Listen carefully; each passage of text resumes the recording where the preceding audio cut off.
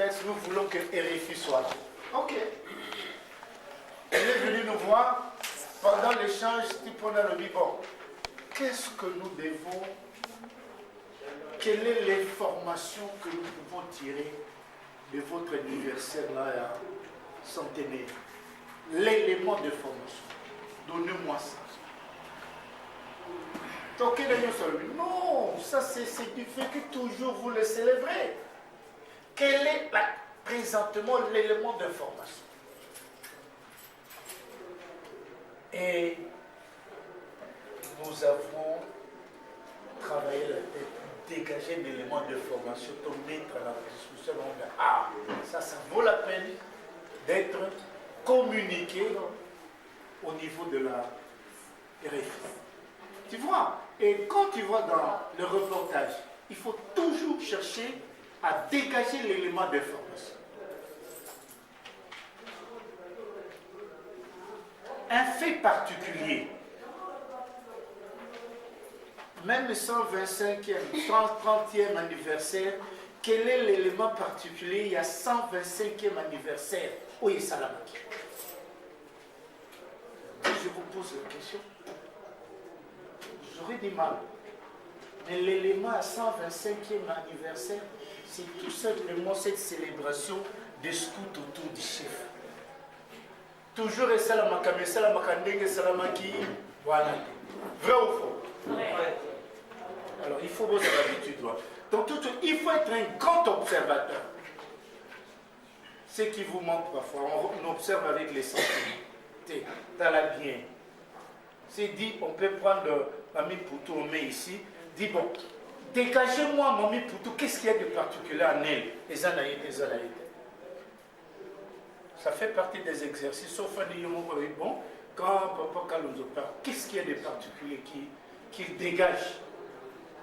Donc, ces raisonnements, quelquefois emballants, séduisants, hein, en kikinant et tout, qu'est-ce qu'il y a de particulier? Et ça, c'est la chose que nous devons toujours chercher. Si nous voulons bien réussir notre reportage. Ainsi, je vais donner la place au révérend Kalonzo de nous plonger dans la communication orale qui est notre sujet, notre thème, qui est une science. Les autoroutes de la communication. Ce n'est pas le fait tout simplement d'avoir écrit, d'avoir de bonnes idées à transmettre, mais comment les transmettre, quels sont les supports qu'on utilise pour les transmettre. Et les supports, on peut l'avoir au niveau des images, au niveau de mots, de gestes, de ceci. C'est ça la communication. Mais ici, on va parler de la communication orale.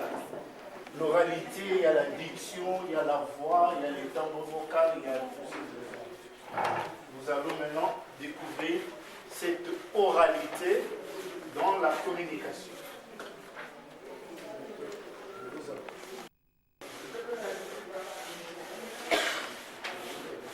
Prendre la parole, nous devons l'identifier. AMM, c'est ça, non? Il faut les connaître. Vous l'avez entendu, vous le voyez, peut-être vous l'entendez mal, vous ne la voyez pas trop bien, peut-être vous les connaissez pas trop bien, et donnez-nous la chance de vous le présenter autrement. Bien, notre orateur n'est autre que le révérend Kalonzo Katalai, directeur national. C'est un licencié en sciences politiques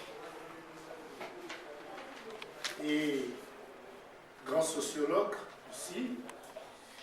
Il est aussi communicateur et journaliste de son état. Père de plusieurs enfants, pas de plusieurs femmes, c'est ça. Et il est enseignant de formation et licencié de son état. Voilà, moi qui m'anguisse de avéré. Et c'est un grand monsieur qui a servi Papa Dianguenda au cabinet du président Mobutu. C'est un fait particulier mais très important. Sur demande personnelle de Papa Dianguenda pour vous dire que combien Papa les portait à cœur. Maintenant, il nous porte à cœur pour nous apprendre comment communiquer oralement. Je vous en prie. Merci beaucoup.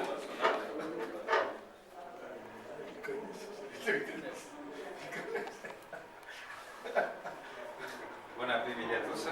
Merci. Nous commençons notre thème.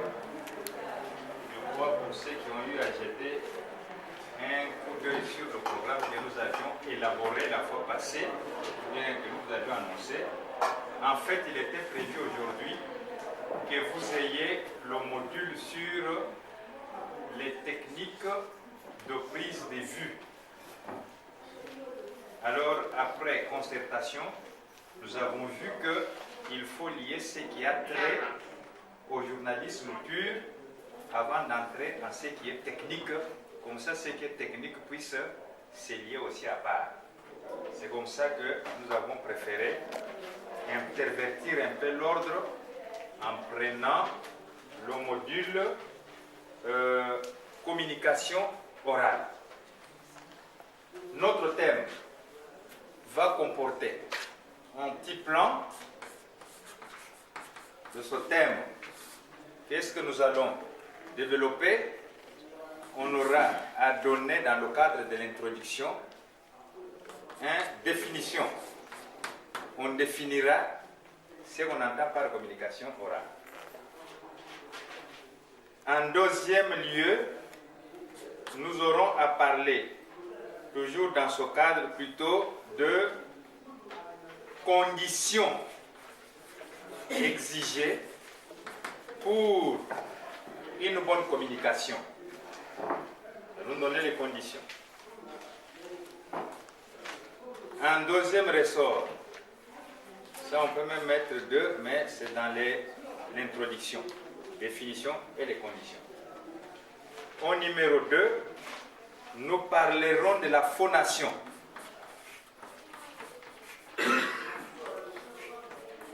Phonation. Troisièmement, on va parler de diction.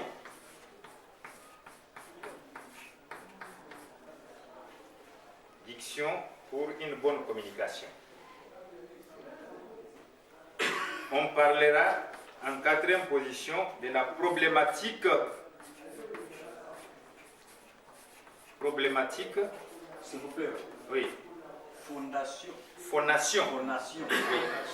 Pas fondation, phonation. La problématique de la communication.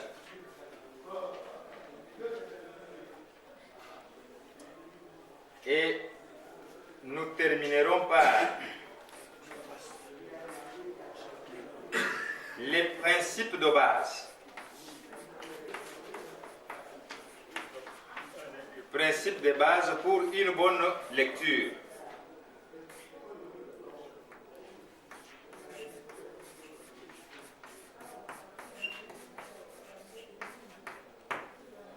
Voilà le canevas et une petite conclusion pourra intervenir.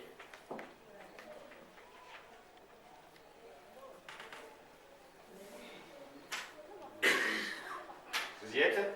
Nous y sommes. Le plan, vous pouvez le copier ou ne pas le copier, mais plus que nous parlons, plus que nous sommes en train d'explorer ce plan. J'aimerais, pour qu'on ne perde pas le temps, je vais me fier à des notes que j'ai pour commencer par introduction, où nous parlons d'abord de la définition de la communication qu'on entend. Qu'est-ce qu'on entend par communication? D'abord, quand nous interrogeons le petit Larousse illustré, il nous définit la communication que c'est une manière simple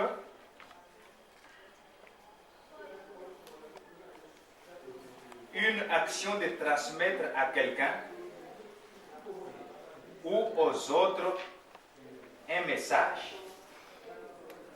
Donc, c'est tout simplement manière de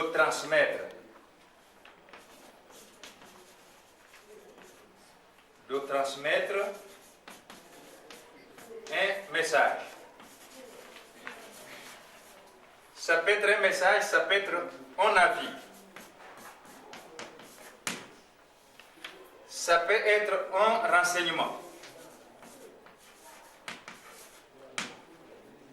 Et le tout, ça peut se résumer tout simplement. Bref, c'est une information. Alors, quand on parle d'une communication, on voit tout simplement la transmission d'un message de quelqu'un à quelqu'un.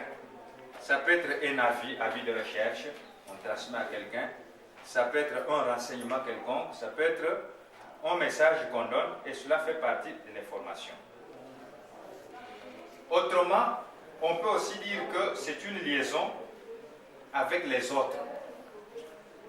Quand on parle de la communication, c'est une liaison avec les autres. Quand je cause avec maman bébé, c'est que nous sommes en liaison.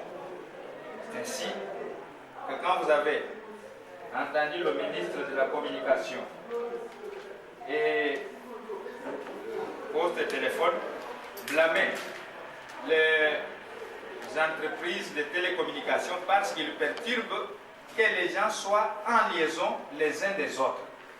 C'est une perturbation de la communication. Donc c'est par la communication qu'on arrive à se faire entendre. On arrive à se faire entendre par une communication, à se faire écouter ou à se faire comprendre.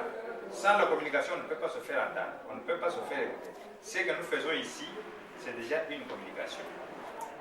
Ainsi, la communication étant comprise comme une possibilité offerte à l'homme de transmettre un message,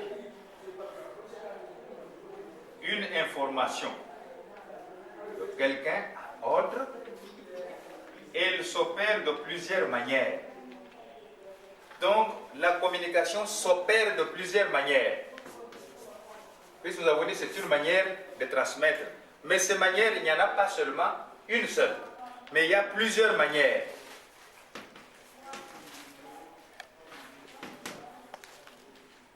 Quand je parle, vous m'écoutez.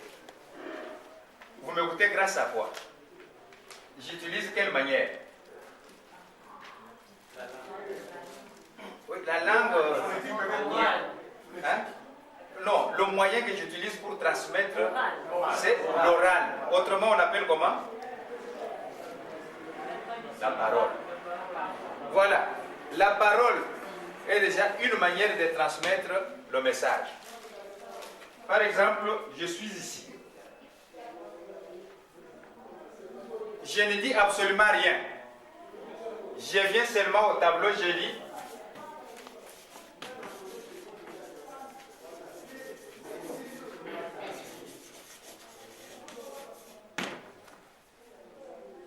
Est-ce que tu peux lire? C'est que le tableau. Je viens sans rien dire. Je mets seulement au tableau. Est-ce que j'ai communiqué? Oui. Oui. Oui. Est-ce que j'ai communiqué? Oui. J'ai communiqué.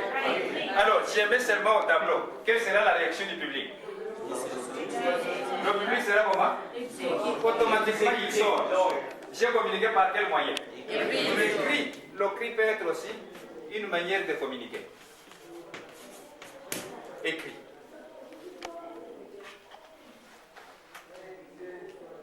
Je regarde seulement les gens. On arrive quand nous passons ici. J'ai vu un tableau là où on a fait ceci.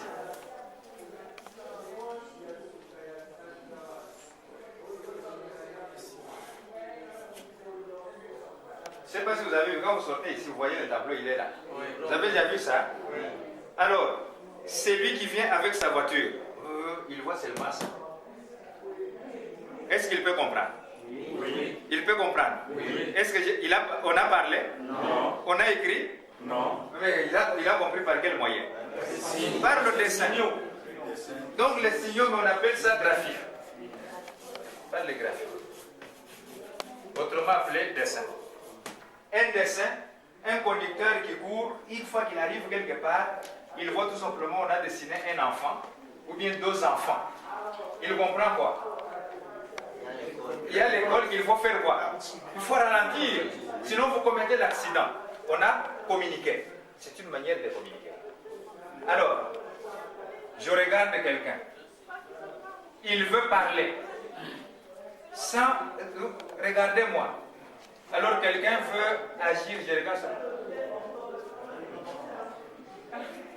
Mais lui me regarde. Est-ce qu'on a communiqué? Oui. Je regarde seulement. Par quoi? Il y a des gestes qui sont tout un langage, moyen de communication. Geste mimique. Voilà. Donc, c'est-à-dire, quand on communique et quand on parle de la communication, ne vous attendez pas seulement qu'on va parler pour communiquer. Non, il y a plusieurs manières de communiquer. La parole, l'écrit, les graphiques, les gestes. Donc, graphique, c'est beaucoup plus technique. Vous pouvez mettre même entre parenthèses les dessins. Hein? C'est une manière de communiquer. Alors, tout ça, ça fait partie de moyens de communication. Mais ici, nous allons nous limiter beaucoup plus à la parole et avec une petite virgule sur l'écrit. C'est ce qui nous intéresse. Alors, après avoir vu les manières de communiquer, on dit une bonne communication orale, parce qu'il s'agit de la communication orale. Une bonne communication orale exige de l'utilisateur un minimum de respect ou d'application de certaines techniques mises sur pied pour arriver à cette fin. C'est-à-dire, on communique. C'est bien beau. Mais pour bien communiquer, les spécialistes, puisque nous n'allons pas inventer la roue ici, les spécialistes ont mis sur pied toute une série de techniques qu'il faut respecter. Si vous respectez ces techniques, vous arrivez à bien communiquer. Et vous arrivez à faire du bon travail à telle enseigne qu'on va vous apprécier. Et vous verrez ici que celui qui communique bien constitue aussi pour lui une richesse. C'est une richesse de la communication. Alors, il y a toute une technique. C'est autant dire que pour bien s'exprimer, il n'y a pas de gens plus doués. On peut dire, non, celui-là vraiment, il est plus doué pour s'exprimer. Non, ne s'exprime bien que celui qui applique les techniques qui sont mises en place. Il n'y a pas de gens plus doués, mais il y a que des gens qui s'appliquent. Si vous ne savez pas vous appliquer très bien, cela veut dire que vous allez toujours faire la piètre figure. Vous ne serez pas un bon communicateur. Alors, c'est ce qui nous amène maintenant à les conditions. Conditions, parmi les techniques, d'une bonne communication. Conditions d'une bonne communication. Communication orale, bien sûr, puisque nous sommes ici dans la communication orale que nous avons dit que nous savons que nous développons. La communication orale passe par deux mécanismes.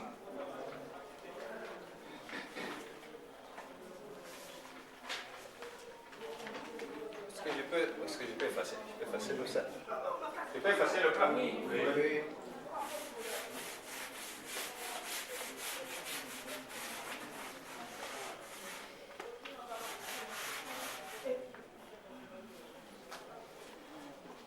La communication orale passe par deux mécanismes. Le premier, il y a d'un côté deux appareils et de l'autre un autre appareil. Le premier, vous pouvez le deviner. C'est lequel? Le premier? L'orateur. qu'est-ce qu'il fait? Puisque nous sommes dans les médias. En d'autres termes, on appellerait comment? L'émetteur. Il y a l'émetteur. Et de l'autre, le récepteur. Et quel est l'émetteur chez l'homme? C'est la bouche, la parole, la langue. Et quel est le récepteur? L'oreille. Donc ici, il y a la parole et ici, il y a l'oreille. Alors, on dit que la communication passe par l'appareil phonatoire. Donc, ce qui est ici, on appelle appareil phonatoire. Avec l'appareil phonatoire, ça passe par l'appareil auditif qu'on appelle oreille humaine. Phonatoire, c'est ce qui émet la parole. Et oreille, c'est ce qui écoute. Ce faisant, pour que l'exercice quitte l'appareil phonatoire pour aller à l'appareil de l'homme qui est l'oreille, la réception, il y a 3 conditions majeures que nous retenons. La première condition, c'est la condition physiologique. 1. Condition physiologique.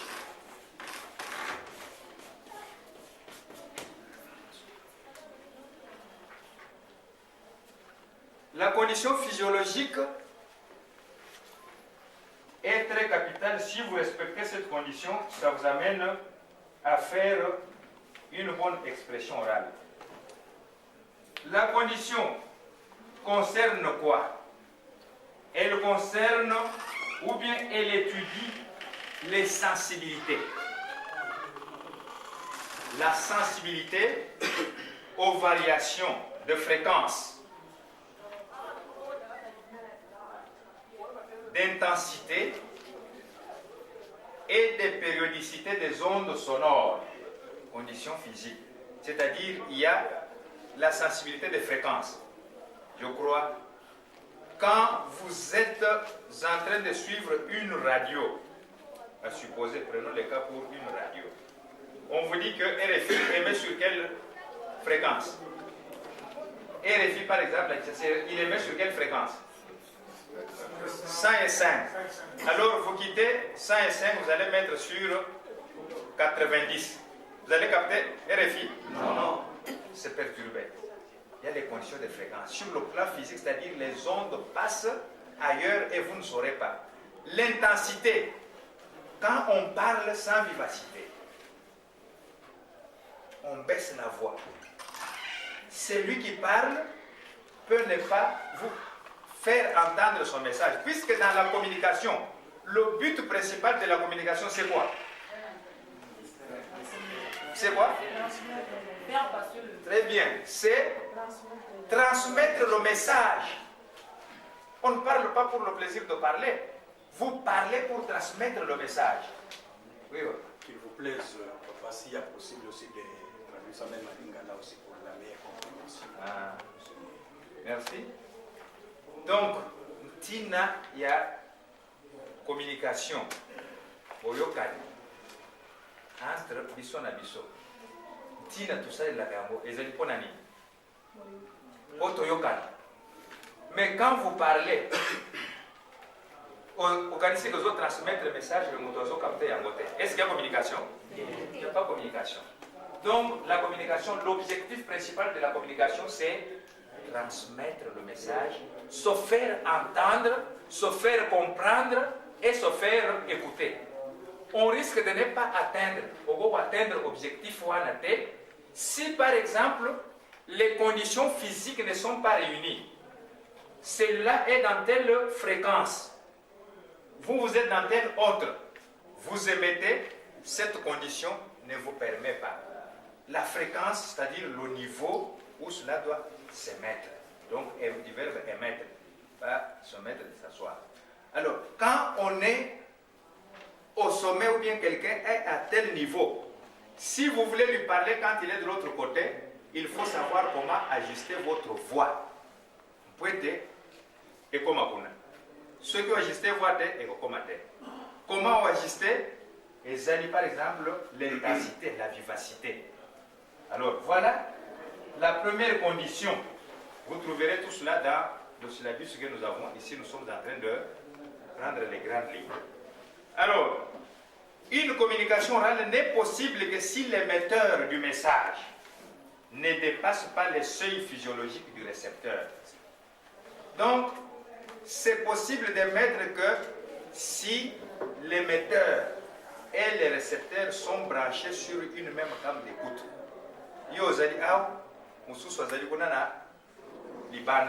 Il y a le mur qui bat. Mais vous voulez communiquer, est-ce que ça va passer? Vous avez déjà bloqué le message, ça ne passe pas. Alors, avant de communiquer, il faut réunir les conditions physiques. Deuxième condition, c'est condition psycholinguistique. 2. Psycholinguistique.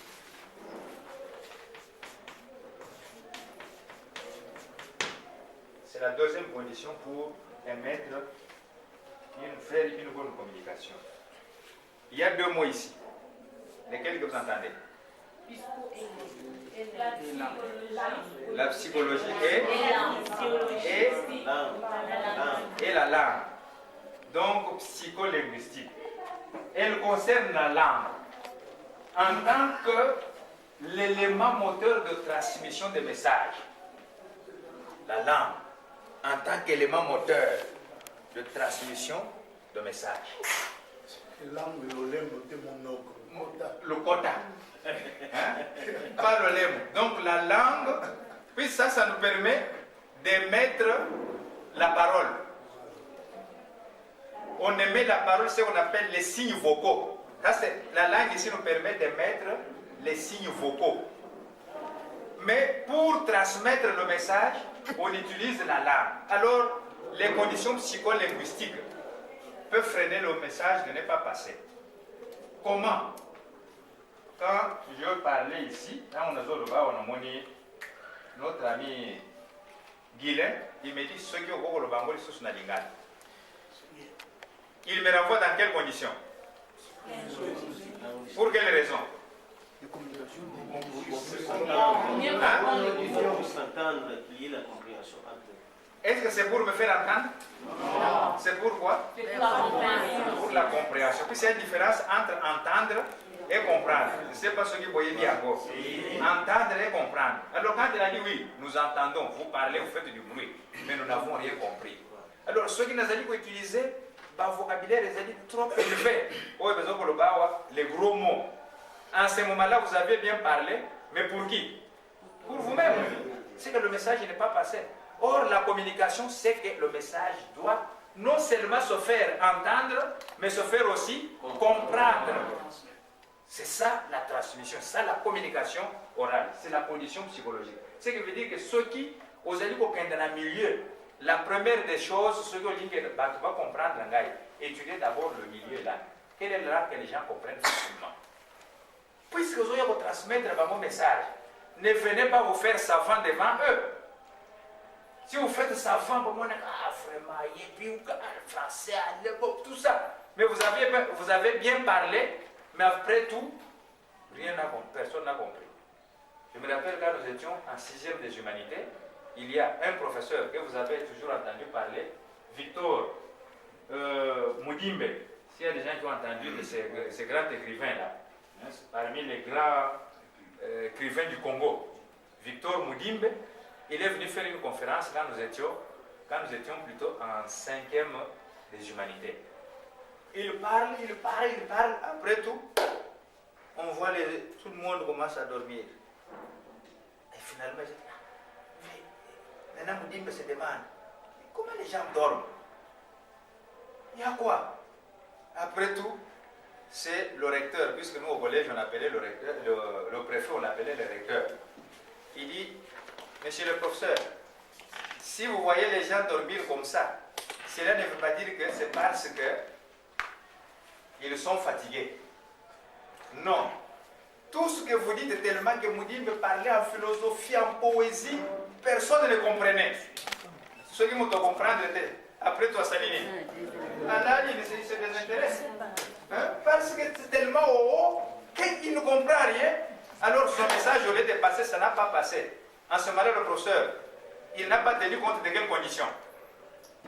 C'est quelles conditions qu'il n'a pas tenu compte? Psycholinguistique.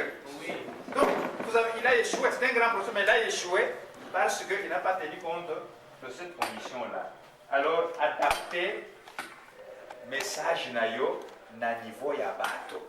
Oyo ke koteya, oyo ko faire sa message, vous allez communiquer. Vous allez communiquer dans une langue où les gens ne comprennent rien. Vous faites un travail inutile.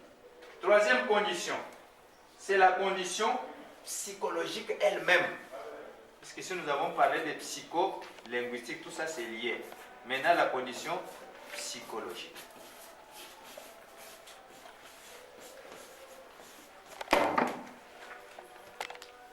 La condition psychologique ici, elle concerne l'attention, la personnalité. Ici, c'est l'attention et la personnalité. On peut ralentir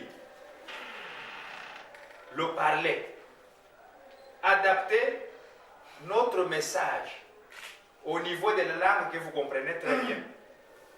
Mais si de votre part, il n'y a pas une attention, un effort fourni plutôt, est-ce que le message est relégué? Est relégué. Ça, c'est la condition psychologique. Le message est relégué. Deuxième, quand on ne tient pas compte aussi du moment où le message doit passer et les gens sont fatigués complètement. Mais vous continuez toujours à envoyer le message ou bien l'enseignement. Qu'est-ce qu'il y aura? Les gens commencent à dormir. Et quand ils dorment, est-ce que le message va passer? Non. Là, on est dans quelles conditions? Psychologique. La psychologie des gens n'est pas en place. Tel que papa était en train de donner son message, tout ça, etc. Je ne sais pas si vous avez constaté la séance de l'avant-midi. Est-ce que c'est une séance qui a réussi? Ça n'a pas réussi. Pourquoi? Parce que les conditions psychologiques des gens, les autres, par exemple, les scouts sont tant que je suis ici, peut-être ma campusée, plaisir, ou bien dans la tête. Dès que sa psychologie est troublée, le message que vous donnez n'atteint pas le cible. Cela est un problème. Quelqu'un est ici, on lui dit non, à la maison l'enfant est malade. Il a laissé des problèmes là sérieux. Et vous êtes en train d'envoyer le message. Ces conditions psychologiques, une fois que ça trouble l'homme, le message est automatiquement bloqué. Voilà. Si l'émetteur ne tient pas compte de ces conditions, de ces trois conditions, il fait alors un travail inutile. L'émetteur, nous parlons des communicateurs, journalistes que vous êtes. Vous faites un travail inutile. Il est à retenir que dans la relation émetteur-récepteur, il y a toujours une relation. Émetteur-récepteur. Dans cette relation, il peut intervenir certaines perturbations qui vont déranger même le message à passer. Ces perturbations, en rapport avec les trois conditions ici, ces perturbations sont aussi des trois ordres. Il y a les perturbations d'ordre physique. Quand on parle de perturbations ici, on fait allusion à quoi? Les perturbations dans les relations émetteur-récepteur. On fait allusion à quoi? Perturbations. Quelles sont les perturbations qui peuvent déranger la communication? Les intempéries. Donc, en termes simples, les bruits peuvent intervenir pour perturber le passage des sons vers ici. Alors, avant que ça n'arrive, s'il y a certaines perturbations, par exemple d'ordre physique, c'est fini, il y a difficulté de message, que le message passe. Il s'agit ici, par exemple, de véritables bruits. Allez, nous sommes en train de parler, transmettre le message. Allez, un véhicule arrive ici. Quelqu'un est en train de gazer là-bas. Quelle sera la réaction de la salle? Hein? À un moment donné, on va dire quoi? J'ai entendu hier quand papa, c'est pas malheureux se parler, il y a quelqu'un qui est venu avec le véhicule là. On a dit, faites quoi? Attendez un peu. Pourquoi vous avez dit attendez un peu? Parce que le message ne passe plus. Ça, c'est une perturbation d'ordre physique. Alors, on peut avoir aussi une perturbation, comme ça se lit là, d'ordre linguistique. Perturbation d'ordre linguistique qui bloque le message. Au début, quand papa, chef spirituel, papa Simon, qui avait pris le pouvoir en 2000, quelle année? En 2000. Puisque j'arrive, il y a 2 années qu'on donne ici. 2001, 2002. Hein? 2001. Le 26 août. Alors, 2002, pourquoi vous citez cette année? Son intronisation. Donc, c'était son intronisation, certes, mais c'est plutôt les résolutions. Mais en 2001, quand on m'a considéré le pouvoir, le message, il adressait en quelle langue? C'était en Kikongo. Et qu'est-ce qu'il y avait? Comment on arrivait à comprendre? On avait traduit ça. On traduisait par qui? Papa Bobé. Oui. Donc papa Koloba, papa Bobé, aïe Azui. Maintenant le chef Azolanda. Dans le chef Azolanda, il a compris que son message n'était pas transmis de la manière que lui voulait qu'on transmette. Et en fin de compte, il a fait quoi? Il a changé de langue. Il a trouvé que non. Moi, mon problème en tant que chef spirituel, je dois communiquer. Et communiquer, ce n'est pas faire du bruit. Ce n'est pas donner seulement les signes, montrer que je sais parler telle ou telle langue. Mais quand je communique, c'est pour que les gens fassent quoi? Comprennent mon message pour aller transmettre. Mais maintenant, c'est lui qui fait la tradition, déforme ça. Ou bien ne transmet pas fidèlement. En fin de compte, il fait quoi? Il change lui-même la langue. Alors, il a compris, c'est que le chef spirituel a été beaucoup plus communicateur parce qu'il a trouvé que non.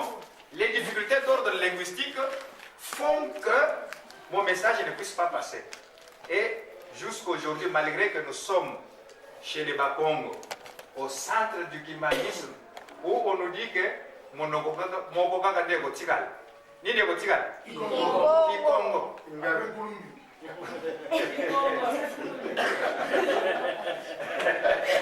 Donc après,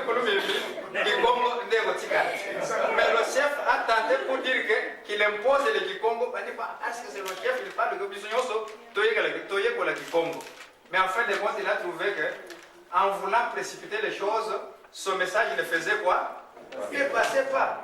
Et il est revenu maintenant, il a compris les difficultés d'ordre linguistique et il a changé. Et maintenant, son message passe. Partout, papa le ministre. Et les gens branchent sur Internet, partout. Il a brisé cette difficulté et nous comprenons maintenant ce message. Ça, c'est une grande difficulté.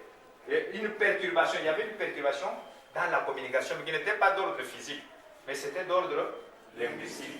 Il y a aussi une perturbation qui n'est pas d'ordre linguistique, mais qui est d'ordre, puisque nous avons dit c'est lié d'ordre psychologique.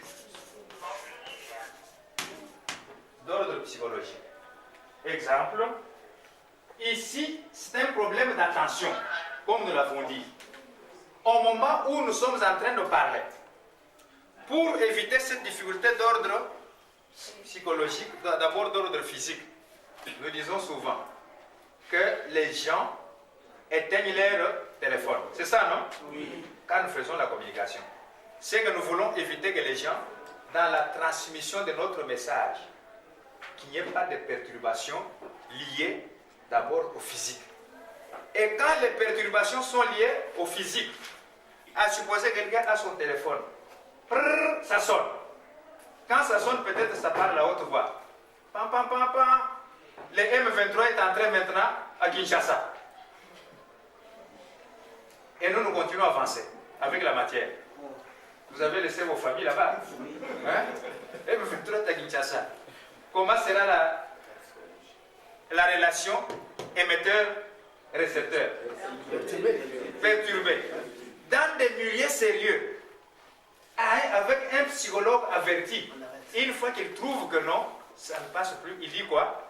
On suspend. Parce que vous allez parler, mais c'est pour le plaisir de parler, mais en réalité, le message, vous allez rentrer avec dans votre poche, dans votre mallette, et ceux à qui vous êtes venu transmettre, ils ont une abandon arrière. Voilà les perturbations d'ordre physique, d'ordre psychologique, d'ordre linguistique. Maintenant, il existe les mécanismes pour contrôler et corriger et éviter, si vous voulez que votre message passe. Il y a les mécanismes pour contrôler est-ce qu'on est sûr. Est-ce qu'on est sûr réellement? Alors, ces mécanismes, je peux effacer où? Même le titre, je peux effacer? Oui.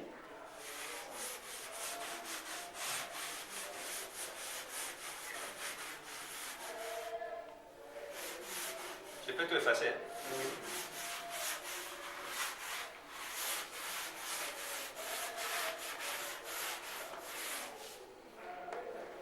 Alors, il y a le phénomène qui nous permet de corriger ces perturbations. Si je parle en français que vous n'écoutez pas, que vous ne comprenez pas plutôt, arrêtez-moi pour que je puisse dire ça en lingala. Oui, vous m'avez dit, mais j'aime que ça vienne aussi de... Celui qui n'a pas compris, il est libre. Hein? Oui. Au début, je n'ai pas compris la langue française. J'aime bien lingala pour que tout le monde puisse comprendre, que moi-même, personnellement. Mais vous parlez à quoi?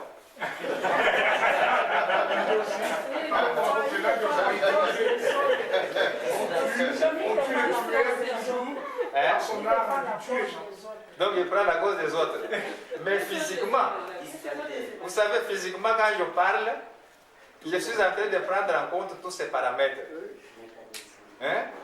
Je suis en train de, quand je trouve que non, cela n'a pas compris, je me mets à sa place et puis j'essaie un peu de traduire. Hein? Mais quand il faut prendre le tout en lingala, je ne m'en sortirai pas.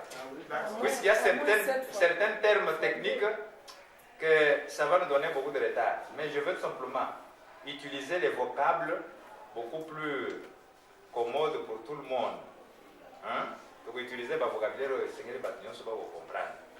Alors, je parlais que ces perturbations, relation émetteur-récepteur. Ici, émetteur, dans le cadre que nous sommes, c'est qui? Non, nous sommes ici. Est-ce que nous sommes des enseignants? Les journalistes. C'est les journalistes et les communicateurs. Ici, nous parlons aux journalistes. Et récepteurs, c'est qui? Les auditeurs. Les auditeurs, la masse qui nous suit, les téléspectateurs, ce sont les récepteurs du message. Alors, tout ça nous donnons, quand nous parlons d'émetteurs, récepteurs, alors nous transposons ça dans le cadre de notre métier. Journaliste, communicateur, avec les récepteurs du message que vous transmettez. Alors, quand vous parlez, vous devez toujours tenir compte de tous ces aspects-là. Alors, le physique, qui est comme perturbation. La linguistique, qui est comme perturbation. Ou bien, la psychologie, qui est comme perturbation. Qu'est-ce qu'il faut pour corriger, pour se rendre compte est-ce que mon message intervient? Il y a le mécanisme pour vérifier si votre message passe. Mécanisme.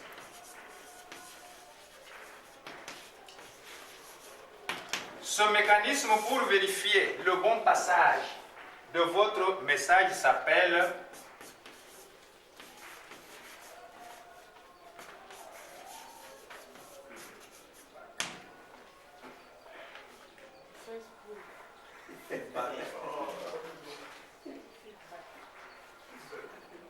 il y a Lily. Tu es arrivé? Au combien? Pourquoi tant que les petits sont ah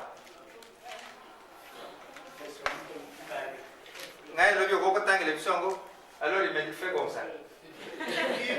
Hein? Est-ce qu'elle a communiqué? Oui. Elle a communiqué? Oui. Ah, tu n'étais pas là au début. Mais ici, nous ne sommes pas dans la communication par les gestes, mais la communication par la parole. Voyez qu'il est en retard. Qu'est-ce qui est difficile? C'est cette lettre qui est difficile. Non, je n'ai pas compris. Est-ce que vous avez vu ce oil?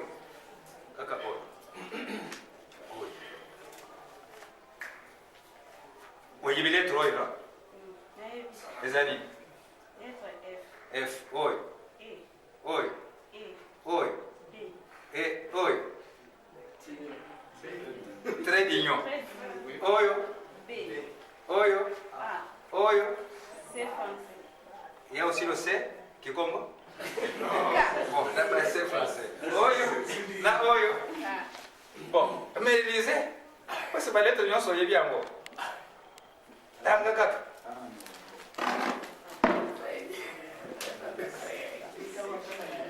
Oui, maman. Ok. Elle nous lit feedback, oui, c'est ce qu'elle voit. C'est ça, non? Oui. Mais si dit feedback, comment vous disiez feedback? Ça, c'est bec. Il dit feedback alors que, ça, j'ai entendu maman me dire que c'est A. Comment vous dites feedback? Parce que c'était mon anglais. C'était mon anglais. Ok. Puis c'était mon anglais, alors lisons-les en anglais. Papa Ngoy, lisez-les en anglais. Ah, les anglophones. Ah, mais qui est celui que je peux prendre encore en c'est le Globapé. Hein? Chez les anglophones, vous êtes beaucoup plus en anglais. Donc c'est feedback. Donc c'est feedback.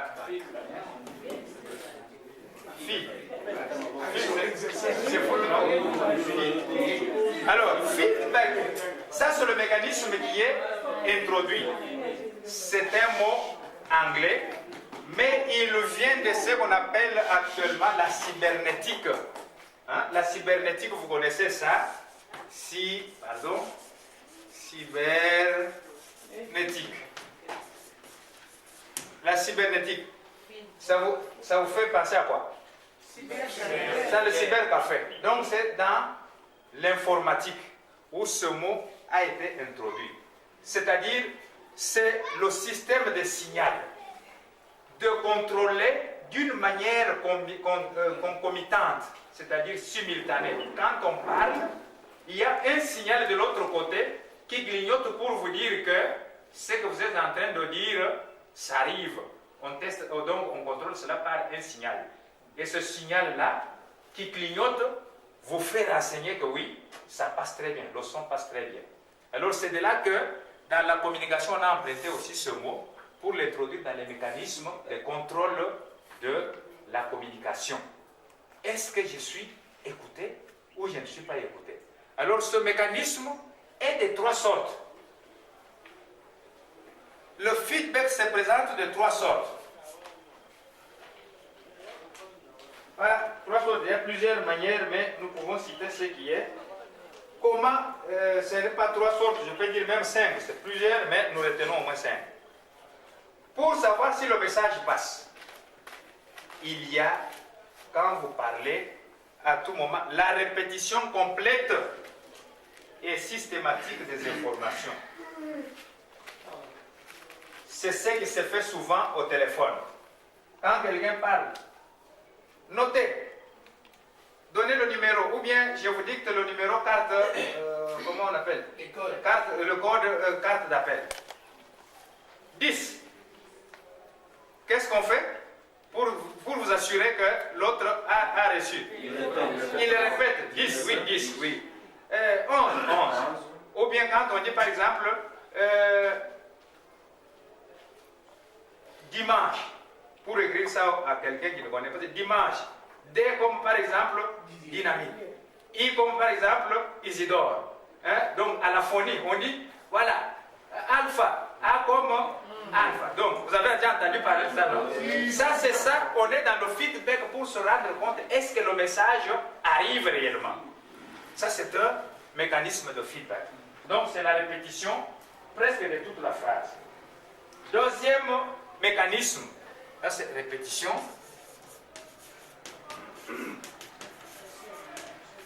Répétition de la phrase complète. Deuxième mécanisme dans le feedback pour s'assurer si le message passe, c'est la vérification finale. Vérification finale par l'émetteur.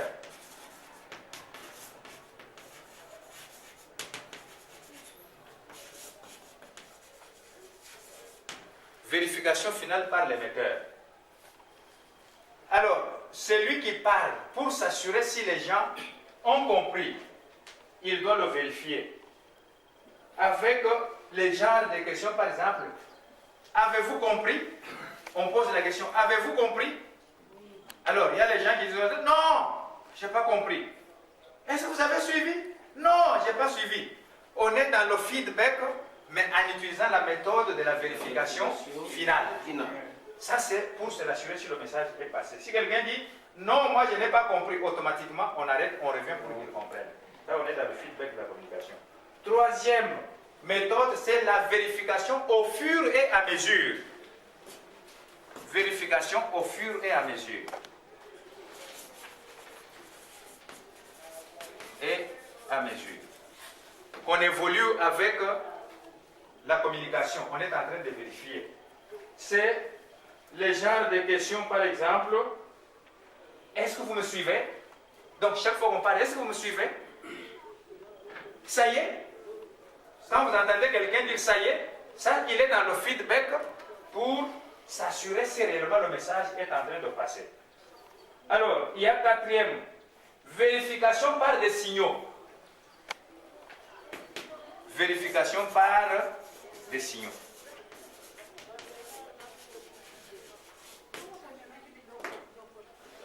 Comment on peut vérifier dans le feedback par des signaux? Quand on parle, qui peut me donner l'exemple? Vérification par des signaux. On communique, vous communiquez, il faut vérifier si réellement votre message passe. On dit, on peut vérifier par des signaux non-verbaux du récepteur. Donc, c'est les signaux non-verbaux du récepteur, c'est-à-dire de la masse, ou bien de destinataire du message. On les vérifie par des signaux, mais des signaux qui ne sont pas verbaux. Oui. La personne en question, il peut mimer. Il peut mimer, par exemple. Par exemple,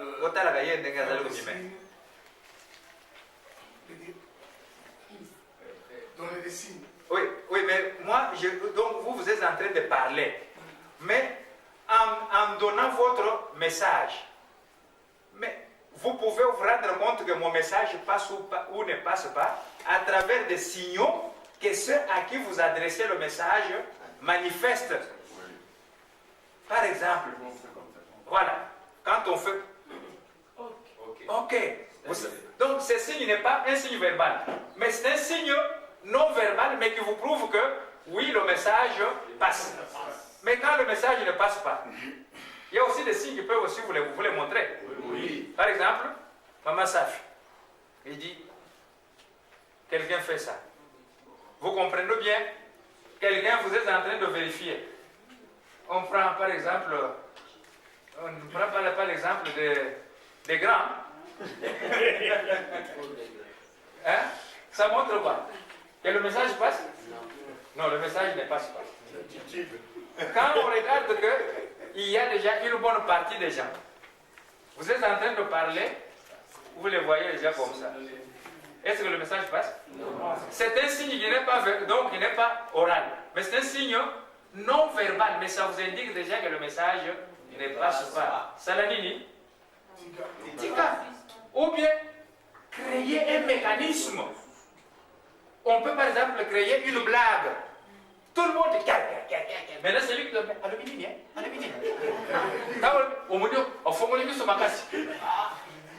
Pour que ça ne me passe pas. Vous voyez, on a créé un mécanisme là. Mais il y a l'autre.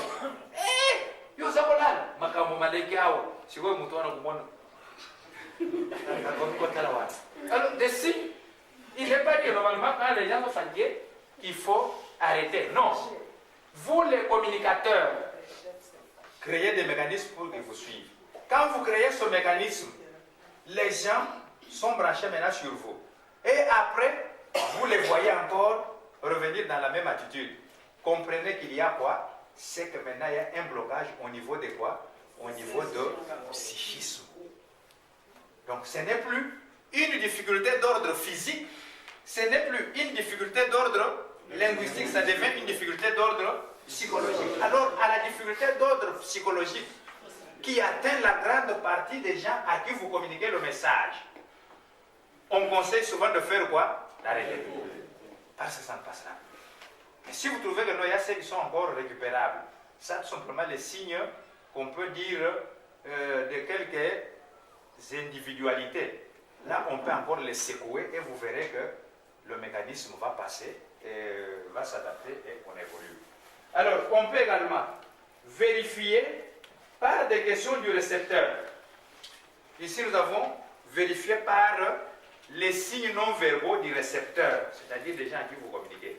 Mais il y a aussi le cinquième mécanisme, vérification par les questions du récepteur. Tant vous allez copier ce message, récepteur que vous êtes, moi je peux vérifier que le message passe par certaines questions que vous posez. Exemple? Exemple? Je peux trouver un exemple. ça y est. Non, ça y est, qui pose cette question, ça y est. Oui, ici, c'est l'émetteur ou bien le récepteur? Ça, c'est l'émetteur. Ça y est. Mais maintenant, le récepteur peut poser quelle question? Récapituler un peu. Il est récapitulé un peu. Mais il y a souvent des questions. Ce jour-là, j'ai vu quand Papa Dosso parlait. Hein? Et les gens, à un moment donné, j'ai entendu les gens dire, ah, et finalement, nous avons dit que faites quoi? Ralentissez. C'est-à-dire le message ne passait pas à cause de la vitesse. Alors les signes, on peut dire, quand quelqu'un parle, dire pardon. Quand quelqu'un vous dit pardon, c'est qu'il a compris? Non, il n'a pas compris. Pardon, s'il vous plaît. S'il vous plaît. Alors quand quelqu'un vous dit s'il vous plaît, dire, vous exagérez. Allez, continuons. Oui, continuez. Mais vous continuez avec qui? Seul. Hein? Vous